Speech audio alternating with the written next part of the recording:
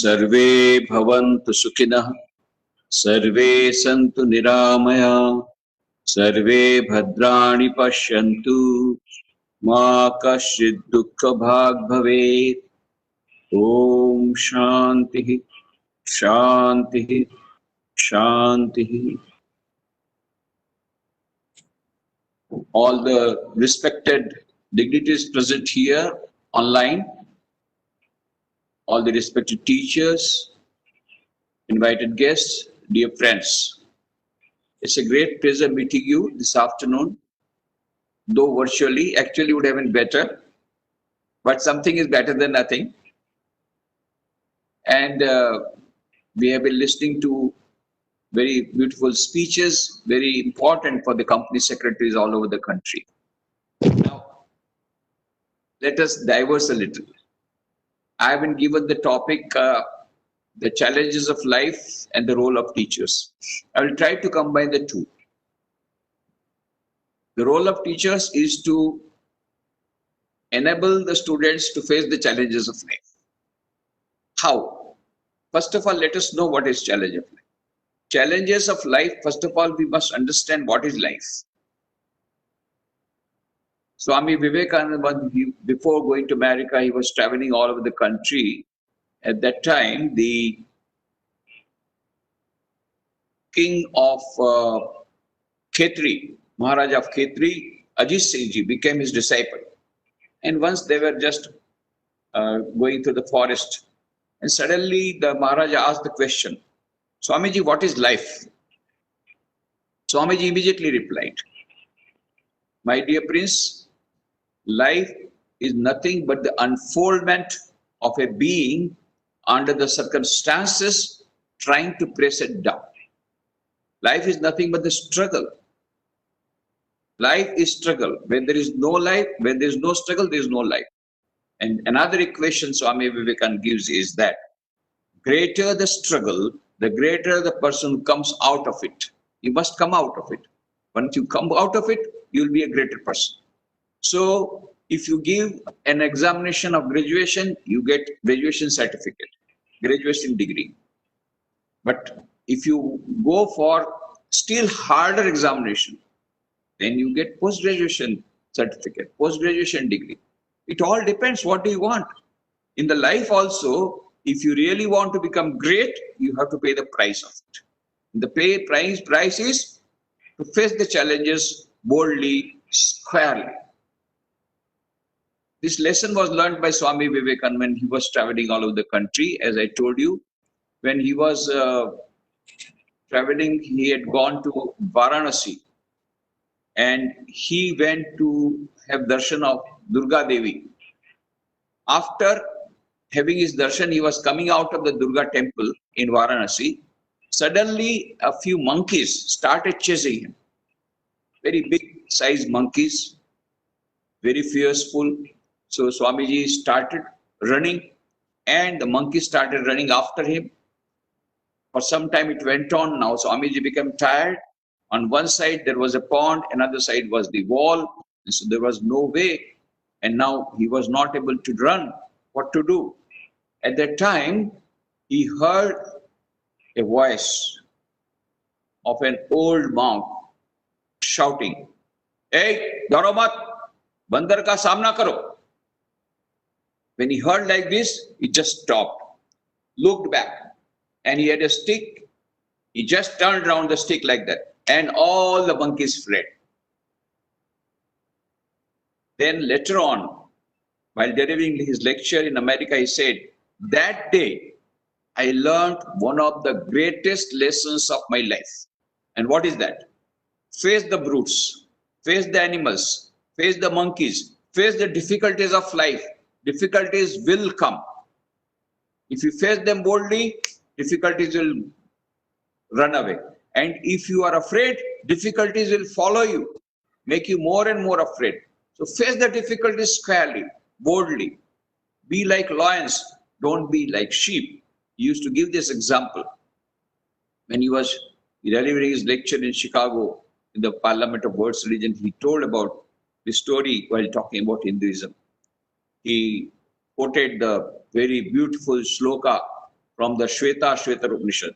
Shunvantu Vishwe Amrita Saputra Aye Dhamani Divyani Tastu Vedahametam Purusham Mahantam Aditya Varnam Tamasa Parastat Tameva Viditvati Mrityumeti Nanya Pantha Vidyatanaya. I found the ancient one is beyond all miseries. By knowing him alone, you shall be free from all miseries. And then Swami Vivekananda told, dear sisters and brothers of America, let me call you by this sweet name, Amritasa Putra. Ye, the children of immortal bliss, holy and perfect beings, ye, divinities and sinners, it is a sin to call a man so. It is a standing liable on human nature. Come up, alliance, and shake up the delusion that you are sheep. Your soul's immortal, spirit's free, blessed and eternal. You are not matter, you are not bodies. Matter is a servant, not ye the servant of matter. That is the message of strength that he gave. And he said, if you find one word coming up like a bomb from the Upanishads, that is the one word, Abhi, Abhi, Abhi. Be fearless, be fearless, be fearless.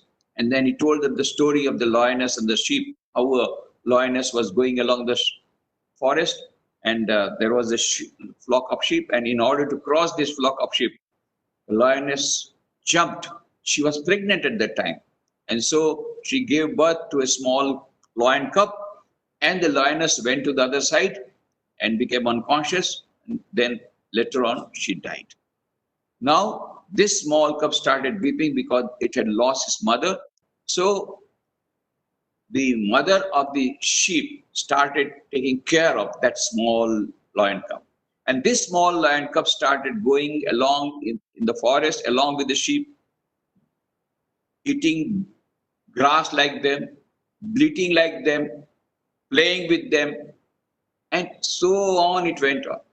After a long time, another big lion came to this forest, and he saw at a long distance a flock of sheep going ba, ba, ba, bleating. And it was surprised to find there was a small lion, and that was also bleating, and it was bleating ba, ba, ba. Became very much surprised. It had never heard any lion bleating like that. So it came nearer in order to know what it is all about. And then when it came nearer, all the sheep, they started running out of fear. This small lion also started running. This big lion caught hold of it. Hey, where are you going? These are sheep. I can understand. They are afraid of me because I am lion and they are sheep. But you are a lion like me. Why are you afraid of me? But the small lion started weeping more and more, becoming more and more afraid. And it stayed, no. I am sheep. I am not lion. The big lion said, you fool, you are a lion and still you are telling I am a sheep? No, you are not sheep. You are lion. Then, like that, it went on explaining, but the small lion was not stopping its weeping. So the big lion got very much annoyed, and it caught hold of the small lion by neck, dragged it near a pond, and told, see, look at the pond of water, at the water of the pond. Look at your reflection and look at my reflection. Your reflection looks that of mine or that of the sheep. Now, when the small lion saw, my God, I'm a lion. Yes, you are a lion. Now give up this bleating, bah, bah, bah. You are a lion. And this small lion went with that big lion to the forest and became the king of the forest. And then Swami Vivekananda used to narrate this story and used to ask this question, was this lion, small lion, not a lion? Yes, it was. Then why it was bleating? Because it forgot that it was a lion. And then Swami Vivekananda said, now that is the story of all of us. We have got infinite power within each and every one of us, irrespective of caste, creed, color, religion, nationality. Esha sarveshu bhuteshu gudo atmana prakashate. Drishyate tagraya buddhya sukshmaya sukshmadarshini. Inside every human being, there is a center of consciousness having infinite power. And yet what we say, I am not having power, I am very weak, I cannot face this problem, I cannot face this challenge of life, I am miserable, I'll commit suicide. All these negative thoughts come. Why? Because we have forgotten there is infinite power already available. You don't have to import it. It's already there. Only you have to awaken it. Awakening is a must. This power is there. Infinite power of the Atman, it is there. But it is to be awakened. It is to be aroused. How it can be aroused? How it can be awakened? Well, you have to remove the screen of ignorance. How to remove the screen of ignorance? 4 methods. Swami Vivekananda says in his book on Raj Yoga, giving the gist of the whole of Vedanta, each soul is potentially divine. The goal of human life is to manifest this divinity within by controlling nature, external and internal. Do this either by work or worship or psychic control or philosophy, by one or more or all of these, and be free. This is the whole of religion. Doctrines, dogmas, rituals, temples, churches, mosques are but secondary details. So, how to manifest the divinity within? By controlling nature, external and internal. How to do that? There are 4 methods. 4 yoga: Raj Yoga, Bhakti Yoga, Gyan Yoga, and Karma Yoga. These are the 4 methods. Raj Yoga is a method that is connected with meditation. Yam, Niyam, Asan, Pranayam, Pratyahar, Dharana, Dhyan, Samadhi. Yam are 5. Satya, Asteya, Brahmacharya, Aparigraha, Ahimsa. And Niyam also 5. Shauch, Santosh, Tap, Swadhyaya, Ishwar, Pranidhan. Yam, Niyam, Asan, Pranayam, Pratyahar, Dharana, Dhyan, and Samadhi. Now to tell you briefly, it is nothing but meditation after following the basic ethical principles of life. That is Raj Yoga. Regular meditation for a few minutes every day, morning, evening, and following the rules, following the ethical principles of life. That is Raj Yoga. Second is Bhakti Yoga. What is Bhakti Yoga? Bhakti Yoga is the path of devotion, path of love. That is prayer, repeating the mantra, and also repeating the mantra, prayer, and most importantly, loving the Lord, thy God, with all thy heart, with all thy mind, with all thy strength. And loving God, you do not come to any repentance. And what type of love you want? Unlimited. We want infinite love. And that infinite love can be given only by the infinite. And that is God. So, religion of love. Swami Vivekananda says, there cannot be an infinite love between 2 finite realities changing all the time and their moods also changing all the time. There can be an infinite love between the infinite Atman and the infinite Paramatman. And that is the religion of yoga. And that is Bhakti Yoga. So second is Bhakti Yoga. Third is Gyan Yoga. What is Gyan Yoga? Gyan Yoga is reading some inspiring books, but that is not enough. After that, reflecting over it and reflecting it over again and again. So much so that it becomes part and parcel of your life. That is Gyan Yoga. Who am I? What is my true nature? And whatever inspiring thoughts you get, you try to imbibe them. That is Gyan Yoga. Reading inspiring books and trying to absorb them into your psyche.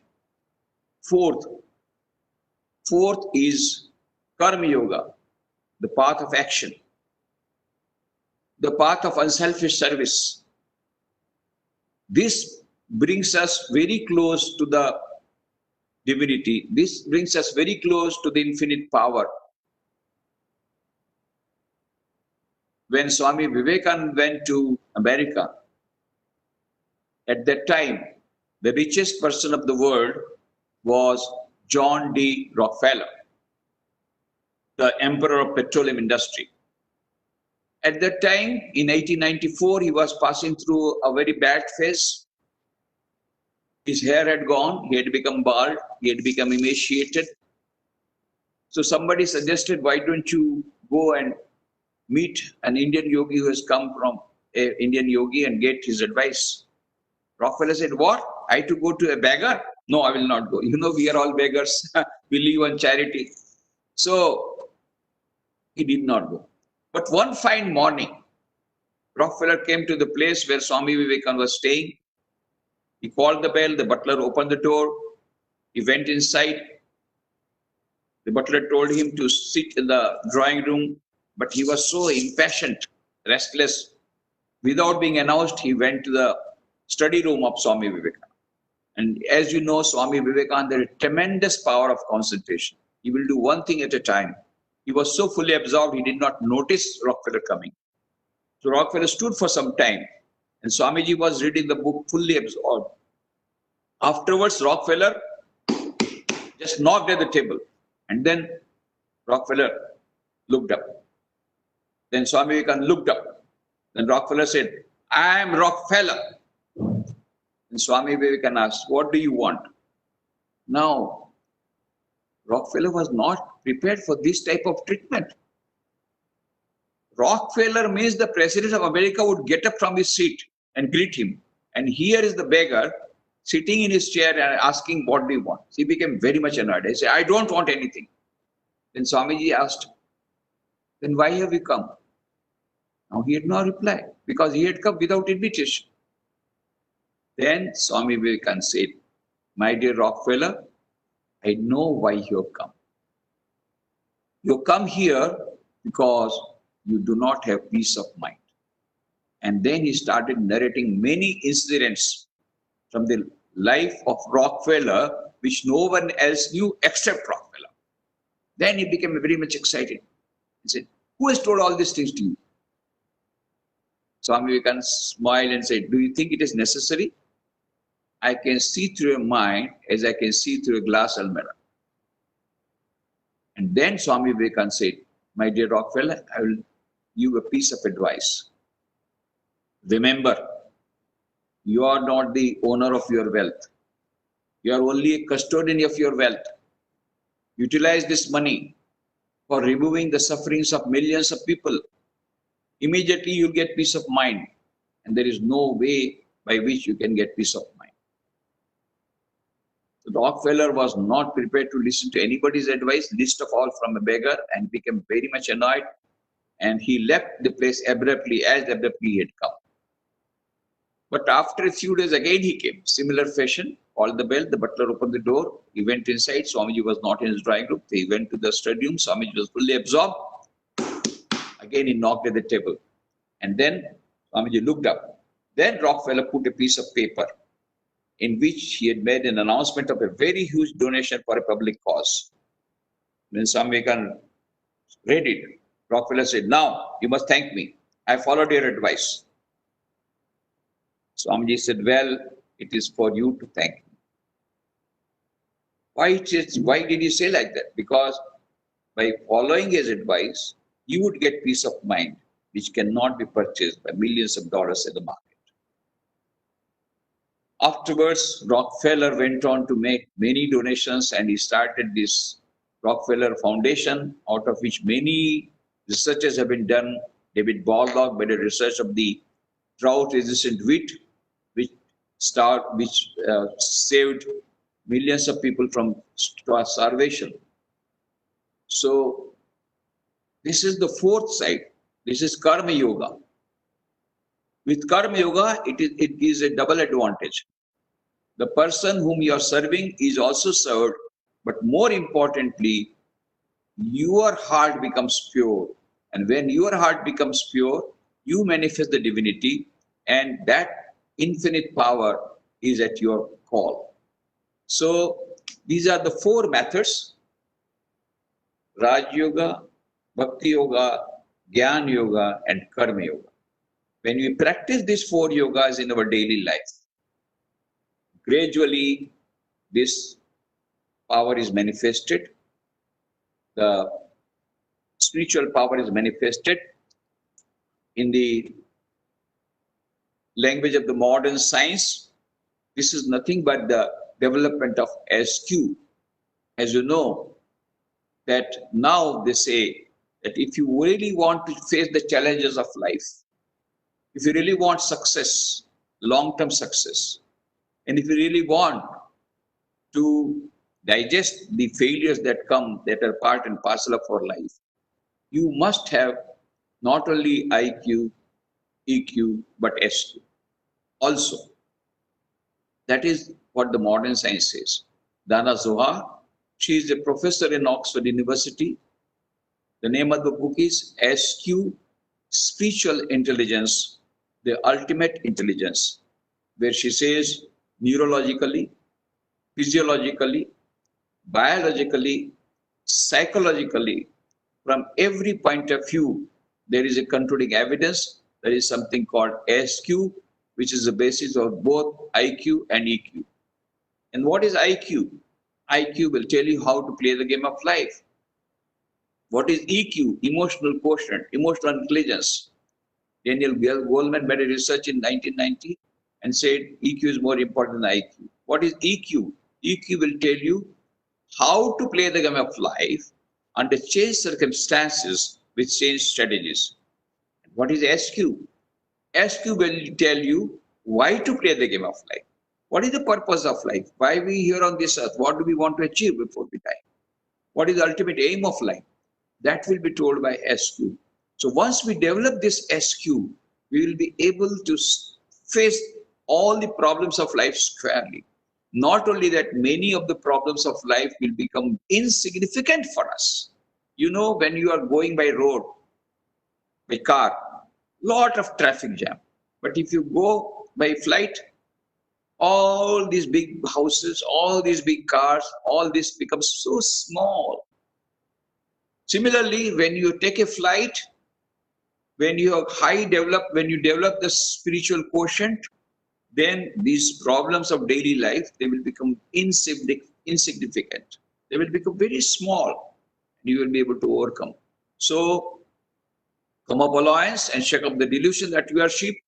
Your souls immortal, spirits free, blessed and eternal. Ye are not matter, ye are not bodies. Matter is a servant, not ye the servant of matter. We have to remember this great message of Swami Vivekananda based on the Vedanta, and that will give us the strength to face any challenge in our life. It may be of any type, because life will be full of challenges, and all the problems will be many, plenty. Don't take them as problems, take them as challenges, and convert all the challenges into opportunities for becoming greater, and people becoming higher, and people becoming better. So that is the challenges. So challenges are blessings of life. That is sort of an opportunity for growing greater, growing better, provided you face it boldly. So this positive mental attitude is what counts. So I have lost one leg, how miserable I am. I lost one leg, I'll make world record by the another leg. You know the story of Arunima Sinha, how she was traveling by train on 11th April 2011 from Lucknow to Delhi for appearing an interview, and then suddenly at midnight the dacoits came and started snatching everything, and she refused to give her golden chain that her mother had given, and then they just pushed her out of the running train, and she collided with another train and 2-3 times she collided and then fell down into the between the two tracks, and then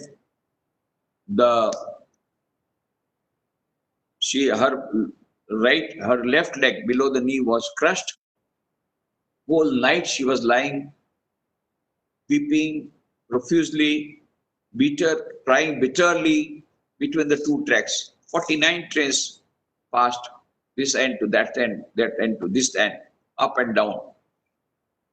And then morning, but nobody came to help. Morning, some people saw her and then took her to the nearest railway station. From there to the Bareilly civil hospital, and there they told, oh, she's going to die, already gangrene has developed, and she needs to be amputated, but we don't have anesthesia, we don't have anesthetist. And the girl said, no, no, no, no, I want to live. If there is no anesthesia, carry out the operation without anesthesia. And the operation was carried out. She bore that pain for 2.5 hours. And then she was shifted to AIMS in Delhi. And after 3 months, she was given an artificial leg on the left leg, and right leg also there were rods. And still with that condition, she said, I will create world record by going to Mount Everest with one leg. And she did it. On 21st May 2013, she became the first female amputee of the world to climb Mount Everest. But before that, on 23rd January 2013, she had come to Baroda, give a motivational talk, and then she visited our ashrama. When she came to know that Swami Vivekananda had stayed here in this very bungalow, she had not much knowledge about Swami Vivekananda, but anyway, she came, and then she told me the whole story, and she said, now I need your blessings for going to Mount Everest, because even persons with 2 legs are dying. I am going with only 1 leg. You have to give me special blessings. I said, I can't give you a blessing. I can give you best wishes. If you don't want to have blessings, you go to the meditation room. There, Swami Vivekananda, Sri Ramakrishna, Sharda Devi, all the 3 are there. With their blessings, you can achieve anything. She really went, meditated in that meditation room in Baroda, that memorial where Swami Vivekananda stayed in 1892 as the guest of the then Diwan Manibhai Jashbhai, and which was handed over, that bungalow was handed over by Sri Narendra Modi, the then Chief Minister of Gujarat, on 18th April 2005. Same bungalow she came, and then she meditated and she felt nice. She said, I felt very nice and my load has gone. And I was very much charmed by her devotions to Swami Vivekananda. Then I gave her a photograph, Swami Vivekananda, Sri Ramakrishna, Sharda Devi. I said, take this photograph. Whenever you are in distress, just pray to them and they will protect you. And you also, at the same time, I gave her a few books of Swami Vivekananda, including a small book, Thoughts of Power, containing very important, very powerful thoughts of Swami Vivekananda. And I told her to carry it right up to the Mount Everest. Other books may go up to camp, but this small book should go right up to the Mount Everest. Photograph should go to the top of the Mount Everest, and keep it there, this book, and don't bring it back. She followed all these advice, and then there were so many other things that happened. The oxygen was lost and all that, but so many other hurdles came, difficulties came, and yet she fought all the difficulties. She fought very bravely and ultimately conquered Mount Everest. Not only that, she said, it is Swami Vivekananda who brought me to Mount Everest. Now I will take Swami Vivekananda to all the other 6 mountains. And all the 7 mountains excepting one, already she has conquered, and everywhere she has put the photograph of Swami Vivekananda, Sri Ramakrishna, Sharda Devi. Just look at the determination, look at the courage of that girl. Now she is already 30 years old. She has also already got Padma Shri, as you know, doctorate from Glasgow University, and so many awards. But she's a sort of a beacon. She's an ideal, an icon for the modern women. Whereas women, they become so, with smallest difficulty, they become afraid, and they start weeping. Here is the lioness Arunima Sinha, not accepting defeat. Not only that, she's going all over the country giving motivational talks. Mukam koroti vachalam pangum langete girim yat krupa tamam vande Paramananda Madhavam. It is told in the Mahatmya, Bhagavad Gita Mahatmya, that with the grace of God, a dumb person starts talking and a lame person starts walking. This has happened. By the grace of God, what happened? A person, lame person with only with an artificial leg on one leg and another leg also having rods, conquers Mount Everest, which is the topmost peak of the whole world. Not only that, she never gave her speeches, and now she is delivering motivational talks. She goes so many places, India and abroad. I took her to America also. In America also, in United Nations, she was given given recognition by a particular group in United Nations in New York. So, and there also she delivered speeches. So she goes to various other countries. All over the country she goes. All over India also she goes. Now just imagine, she never gave that talk. Now she has become a lioness. Not only that, she says in a talk that now I think, had I not lost that leg, I would not have created world record. Because with two legs, already so many people have conquered Mount Everest. But Chandripal did it long back. I would not have got the credit. I got the credit of reaching Mount Everest on 21st May 2013. I created world record. Why? Because I had already lost one leg. So that was a blessing for me. That is the type of thinking she is having. It was a blessing and not a curse, because now that time I thought it was a curse, but now it has turned out to be a blessing. Had I not lost that leg, she says, I would not have conquered Mount Everest. I would not have done. I would not have created world record. By just going Mount Everest, I would not have created world record, because I had lost one leg, so I created world record. That is the type of thinking that she has. That is what is positive thinking. What we are not having, don't weep over it. What we are not. What we are having, let us have confidence on that. Let us build on our strength. Today there is pandemic, lot of problems. I understand. Of course, the situation is grim, but you should not. There is no. There are only two ways: either weep and give in, and get and face the defeat without quarreling, without fighting, or second, fight with courage. These are the only two options. If you go for the second option, there is a possibility of winning. So why accept defeat before fighting? Yes, coronavirus is there. The pandemic is there. It's a grave situation. We'll fight. There will be economic slowdown. We'll face it. Whatever best we can do under the circumstances, we'll do it. Who knows? Maybe just as Japan is diverting all their industries to India, maybe other countries will follow and will cut off, economically cut off China, and maybe India will become on the top of the world, as Swami Vivekananda predicted. Swami Vivekananda predicted that again India will become great in every respect, not only culturally and spiritually, but economically also. It was called Sone Ki Chidiya, and Swami Vivekananda said that he was not an astrologer, but he was a person who saw the future because of his meditative, penetrating eyes. He was a visionary. And he said he had a vision in his meditation that India has become so great that its past glory will fade into insignificance. India will grow, so much grow that its past glory will fade into insignificance. What a glorious India that was, past. In every field it was great. Economically, of course, most prosperous and called Sone Ki Chidiya. Culturally, spiritually, architecture, music, sculpture, any field, science, technology, engineering, medical, any field you ask, it was on the top of the world. And Swami Vivekananda predicted it will be again on the top of the world, but we will have to work hard. This pandemic is only, of course, a stumbling block, but who knows, it may turn out to be a blessing, because so many other countries are suffering and they are now saying goodbye to China. Maybe all of them may come here. So we have to be prepared for another role of being the best economy in the world, the topmost economy in the world. We have to be prepared for that role. A very important and challenging role is going to come.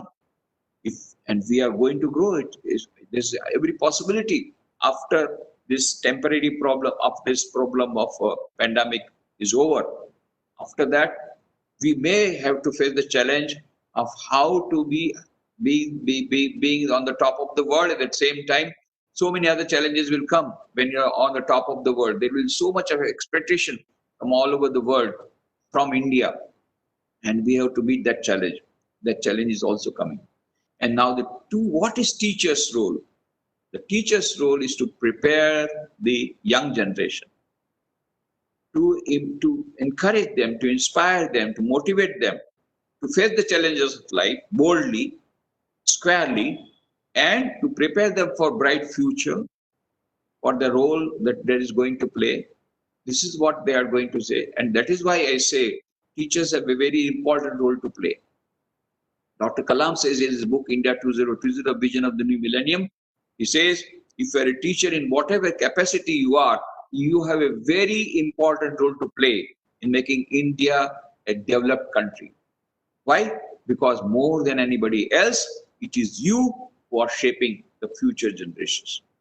Yes, it's a multiplier effect. A teacher comes in contact with minimum 1,000 students intimately. Of course, many thousands of students, but 1,000. If a teacher can become great, this will have its effect on the 1,000 students that come in his sphere, in the sphere of the teacher. So, teacher has a multiplier effect. And that is why Dr. Kalam says, if you are a teacher in whatever capacity you are, you have a very important role to play making India a developed country, because more than anybody else, it is you who are shaping the future generations. So teachers have got a multiplier effect, teachers themselves. But then how it can be done? Swami Vivekananda has given the golden formula, be and make. First you become great, then make others great. Teachers have themselves to become great. They themselves have to build their own character. They themselves have to build up their own personality, and then help the students to develop their personality, help students to develop their character, help students to face the challenges squarely as they are facing. So be and make, they have to be role model. The teachers, it's a very important role, and I'm sure the teachers will be able to take up this role in right earnest. And the books of Swami Vivekananda will be very helpful in providing them with the mental strength in development of SQ. And with that development of SQ, they will be better equipped to go to the students and motivate the students. And here is in this book, Teacher as a Torchbearer of Change, I have already mathematically proved that if at all any change can be brought about, it can only be brought about by teachers. The best profession, the greatest profession, the highest profession, the noblest profession is of a teacher. And I have mathematically proved that the change can be brought about only by teachers. So I will request you to go through the book. The formula, success formula, is also given. When there is a lot of change, how to get success while facing challenge of life. That formula is being given. S is equal to 3D plus 3C plus 3Q plus 3P plus 3L. All these are given in the book, and I'm very happy.